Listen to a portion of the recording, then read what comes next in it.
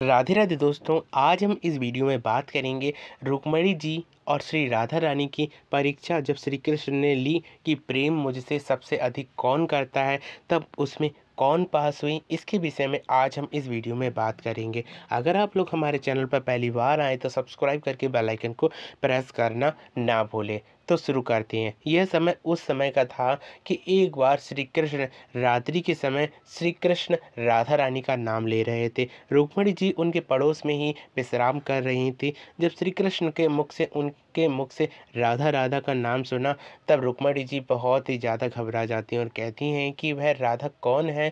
श्री कृष्ण जो रात्रि में भी उच्चारण करते हैं।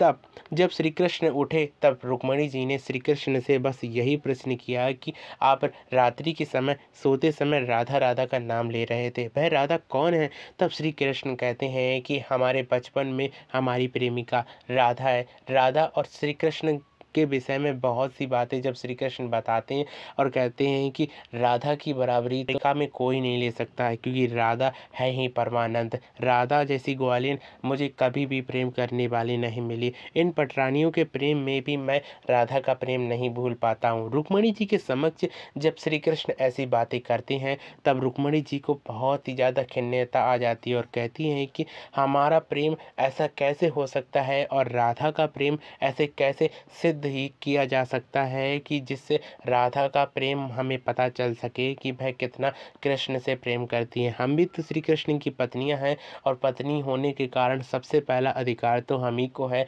श्री कृष्ण से प्रेम करने का। तब राधा रानी के विषय में श्री कृष्ण के ही समक्ष वह इस प्रकार से कहती हैं। तब श्री कृष्ण को अच्छा नहीं लगता है। श्री कृष्ण कहते हैं कि इसके लिए भी मुझे एक लीला रचनी चाहिए। क्यों ना मैं परीक्षा कर कर देखूं कि हमारी पत्नियां और रुक्मणी जी कितना मुझसे प्रेम करती हैं और राधा। तब श्री कृष्ण एक बार होने का नाटक करने लगते हैं और बीमार होने के पश्चात जब देव ऋषि नारद द्वारिकापुरी में पहुंचते हैं, तब देखते हैं कि श्री कृष्ण बहुत ही ज़्यादा बीमार हो चुके हैं। तब श्री कृष्ण की हालत को देखकर सारी पटरानियाँ दुखी हो जाती हैं। रुक्मणी जी विशेषकर बहुत ही ज़्यादा दुखी हो जाती हैं। तब सारे वैद्य आ जाते हैं और रुक्मणी जी से यही कहा जाता है कि इनका उपचार जल्दी से जल्दी ठीक हो जाए और इनका ऐसा उपचार हो जिससे श्री कृष्ण फिर से स्वस्थ हो सकें। तब नारद मुनि को पता चलता है कि कृष्ण के सबसे प्रिय भक्तों में से जो भी हो, वह अपने चरणामृत यानी कि चरणों की धूल दे दे या चरणों को चरणामृत पिला दे तो श्री कृष्ण अवश्य ही ठीक हो जाएंगे।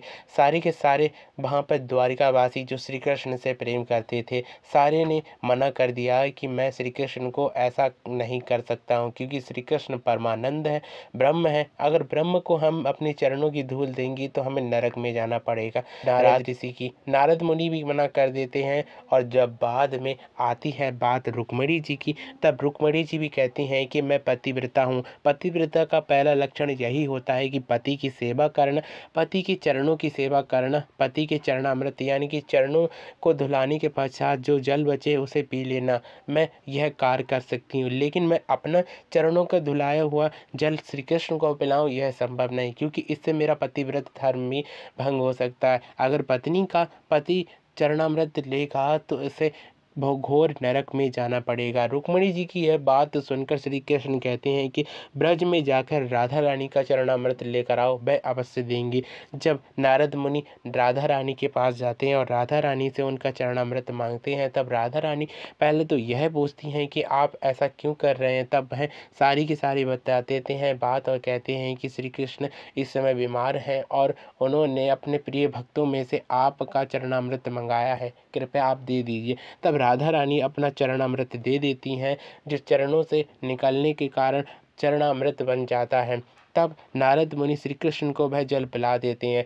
तब श्री कृष्ण में सारी पटरानियों के समय रुक्मणी जी को समझाते हुए कहते हैं कि राधा का प्रेम इसलिए ही मुझे अच्छा और प्रिय लगता है क्योंकि उसमें निश्चलता है, उसमें कोई भी धर्म कपट और नहीं है।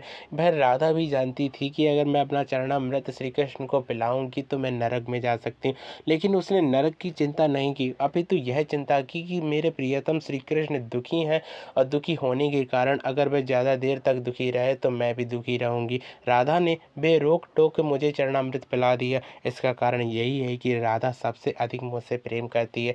वैसे तो सारी पत्नियां मुझसे उतना ही प्रेम करती हैं, लेकिन इस परीक्षा में राधा पास हुई है, इसलिए राधा ही सर्वोपरि है, राधा ही मुझसे अधिक प्रेम करती है।